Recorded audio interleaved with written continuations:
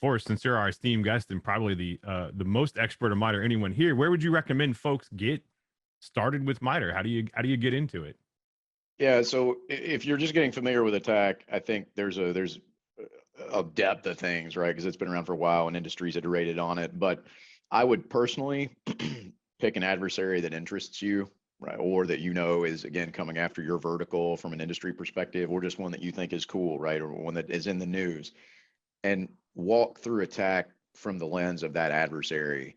Because all day long you could be like, okay, there's tactics, and it starts with initial access and goes to execution and goes to persist. I mean, you could try to remember all these kind of things from a rote memorization perspective, but it's just going to make a lot more sense if you're looking at a very specific adversary and you're like, okay, now it makes sense. They use these two things to get in, and then they laterally move using this method, and then they persist. And like 9 times out of 10, they like to use a new service, or they like to abuse an existing scheduled task.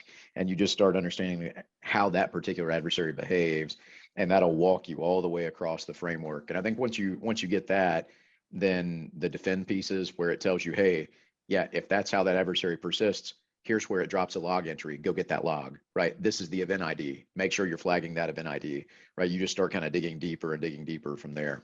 But I just think things are a lot more interesting if you're thinking real world, a real adversary, not just trying to like rote memorize something. So that's my perspective, but you're just getting my opinion.